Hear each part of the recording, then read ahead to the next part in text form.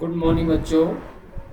आज हम इतिहास का चैप्टर नंबर 3, इसमें हम अध्ययन करेंगे बंधुत्व, जाति तथा वर्ग और जानेंगे आरंभिक समाज के बारे में।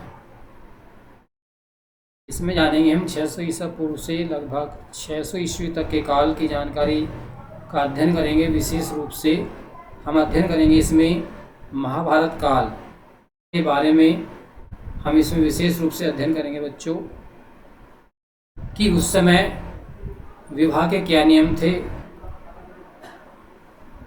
परिवारों की स्थिति कैसी थी, परिवार पितृ प्रधान थे या विवाह कितने प्रकार से होते थे, स्त्रियों के गोत्र और इसके अलावा माताओं की भूमिका, सामाजिक विषमताएं, इस सब के बारे में हम इस अध्याय में चर्चा करेंगे। इसके अलावा क्षत्रिय, अक्षत्रिय, जाति, सामाजिक गतिशीलता, 4 वर्ग, उनका एकीकरण, इसके अलावा संसाधन, संपत्ति पर स्त्री और पुरुषों के अधिकार के बारे में जानेंगे, सामाजिकरण की रूपरेखा जानेंगे, आदि अन्य चर्चा भी हम इस चैप्टर में करेंगे। तो प्रस्तुत करते हुए पहला स्टार्टिंग से साहित्य ग्रंथ सदैव सूचना के केंद्र रहे हैं, अर्थात हमें अपने इतिहास की जानकारी विभिन्न स्रोतों के माध्यम से प्राप्त होती है, जिसमें से साहित्यिक स्रोत भी महत्वपूर्ण है। इतिहासकार समाज को सभी प्रकार की स्थितियों यथा सामाजिक, आर्थिक, राजनीतिक आदि का अध्ययन करते हैं। अर्थात जो इतिहासकार हैं वो प्राचीन काल की जो घटनाएं हैं उनके सभी क्षेत्रों में, चाहे सामाजिक है, राजनीतिक है, आर्थिक है, उन पर प्रकाश डालते हैं। कुछ ग्रंथ सामाजिक व्यवहार के मापदंड हैं तो कुछ समाज का चित्रण नहीं करते हैं, बल्कि उन पर टिप्पणी मात्र करते हैं। अभिलेखों में समाज के कुछ ऐतिहासिक अभिनायकों की झलक भी मिलती है। इसके अलावा लेखकों ने ग्रंथों के माध्यम से वर्ग समाज के हितों को भी दृष्टिगत करते हुए देखा गया है। ब्राह्मण ग्रंथों में देखा जा सकता है ग्रंथकार उच्च वर्ग से थे और अधिशेष उत्पादन के नियंत्रण करता भी थे, अर्थात उच्च वर्ग से जो लोग संबंध रखते थे वो विभिन्न रचनाओं के रचनाकार थे, ग्रंथकार थे। इसके अलावा इसके कुछ अपवाद भी रहे हैं। अब यहाँ पर महाभारत काल का विश्लेषण करते हुए 1 लाख श्लोक से अधिक सजाए गए हैं। इसकी रचना 500 ईसा पूर्व से 500 ईस्वी के लगभग 1000 वर्ष तक होती रही है। तो महाभारत की जो प्रमुख घटना है, जो कथानक है, वो एक ही परिवार है, एक ही कुटुंब है, जिसमें कौरव और पांडवों की युद्धों के बारे में भी जानकारी दी गई है। आगे जानेंगे इसी क्रम में महाभारत का समालोचनात्मक संस्करण। तो हमें महाभारत की जानकारी किन ग्रंथों से प्राप्त होती है, उसके कुछ उदाहरण के माध्यम से बताया गया है कि 1919 में प्रसिद्ध संस्कृत विद्वान वीएस सुबथांकर के नेतृत्व में एक अत्यंत महत्वाकांक्षी परियोजना आरंभ हुई। इसका उद्देश्य था महाभारत से संबंधित जो पांडुलिपियाँ लिखी गई हैं संस्कृत में, उनको इकट्ठा करना। पांडुलिपियाँ क्या होती है? पांडुलिपियाँ एक ऐसा लेख होता है बच्चों जो हाथ से लिखा जाता था। तो इस पर काम करने वाले विद्वानों ने पांडुलिपियों में पाए जाने वाले श्लोकों की तुलना करने का एक तरीका निकाला है। जो उनको पांडुलिपि प्राप्त हुई हैं, उनका प्रकाशन हुआ है, उसमें 13,000 पृष्ठों के फैले हुए एक खंड के रूप में प्रकाशित किया गया है। इसको उन्हें पूरा करने में लगभग 47 वर्ष का समय लगा।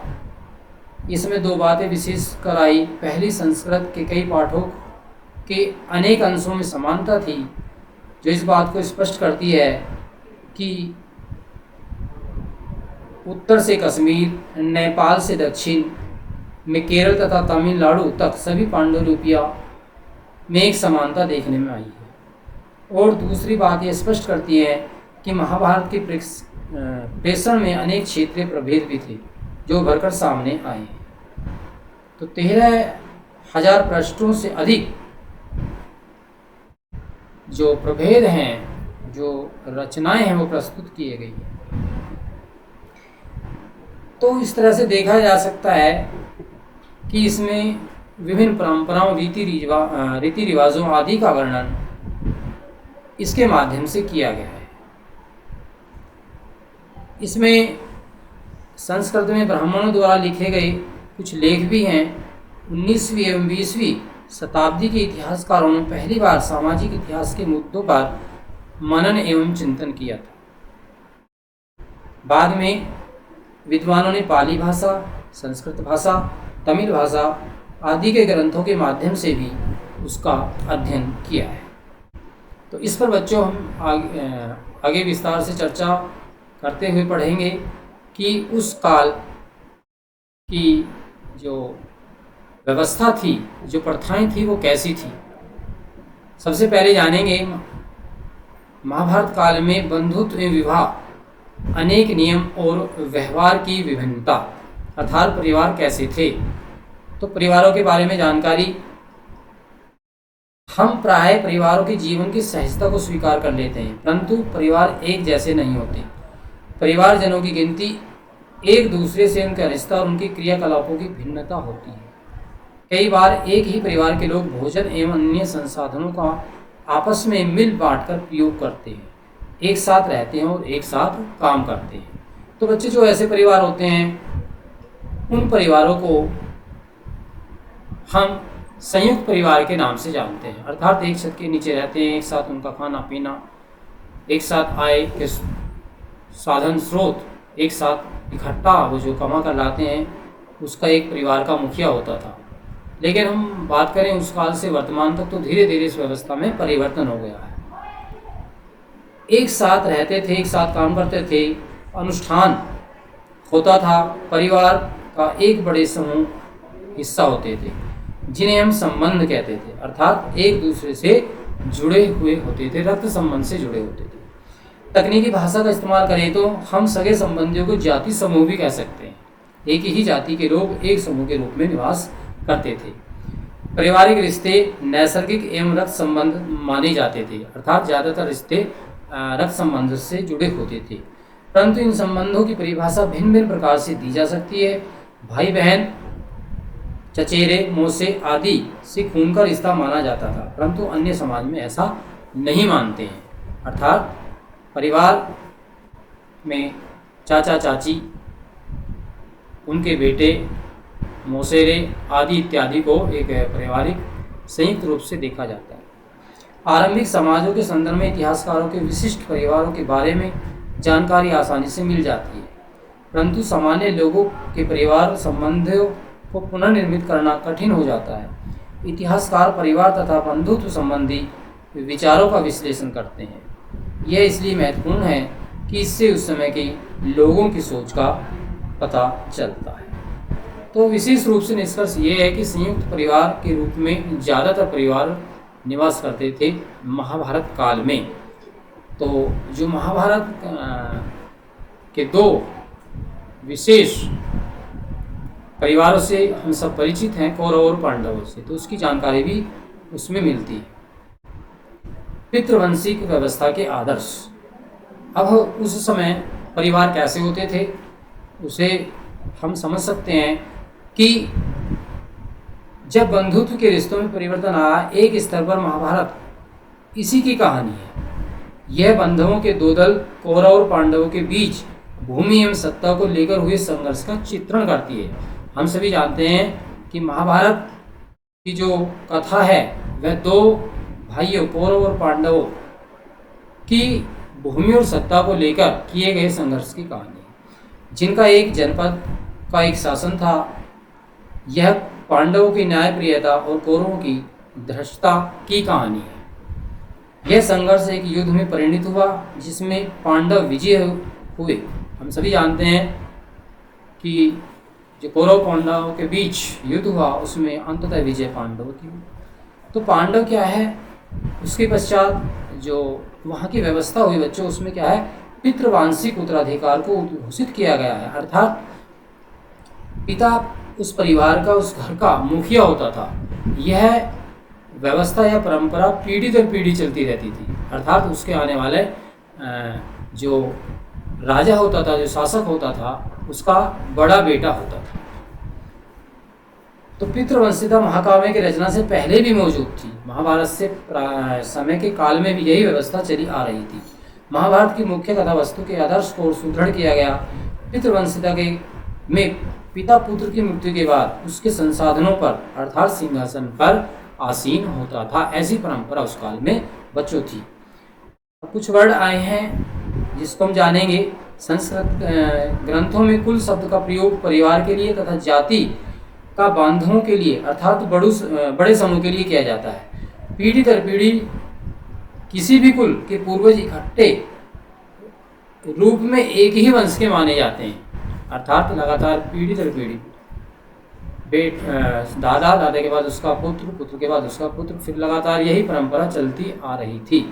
तो उसको हम एक वंश के कुल के रूप में जानते हैं। फिर है पितृवंशिकता। से अभिप्राय है कि वह वंश परंपरा जो पिता के पुत्र, फिर पौत्र, फिर परपौत्र से चलती थी। अर्थात यह परंपरा लगातार चलती रहती थी। इसी क्रम में है मातृवंशिकता। इस शब्द का प्रयोग हम जब करते हैं जब वंश परंपरा माँ से जुड़ी हो। अर्थात किसी भी परिवार की मुखिया जिस परिवार की माता होती थी तो उसको हम मातृवंशिकता के नाम से जानते थे।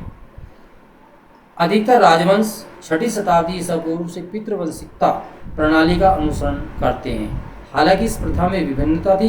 कभी पुत्र के न होने पर एक भाई के दूसरे जो भाई उनका होता था उसके पुत्र को उत्तराधिकारी घोषित कर दिया जाता था यदि उस राजा के कोई संतान नहीं होती थी। तो ऐसी व्यवस्था भी बच्चों उस समय थी। इसमें कुछ विवाह संबंधी जानकारी दी गई है। जैसे ब्रह्म विवाह क्या होता था उस समय, इस विवाह को सर्वोत्तम माना जाता था, जिसमें पिता स्वेच्छा से अपनी पुत्री का विवाह करता था, उसको दहेज में कुछ ना कुछ देता था और जो वर होता था उसको घर बुलाया जाता था। तब उनकी विवाह एक ब्रह्म रीति रिवाज के अनुसार की जाती थी। देव विवाह, इसमें कन्या की पिता एक यज्ञ का आयोजन करता था और उसमें पुरोहित बुलाए जाते थे और यज्ञ अनुष्ठान के द्वारा विवाह संपन्न किया जाता था। इसी में है तीसरा आर्ष विवाह, आर्य विवाह। इस विवाह में कन्या का पिता वर को कन्या प्रदान करने के बदले में एक जोड़ी गाय और बैल प्रदान करता था ताकि वह याज्ञिक क्रियाएं संपन्न कर सके। तो भिन्न भिन्न प्रकार की रीतियाँ थी विवाह से संबंधित। आगे था प्रजापात्य।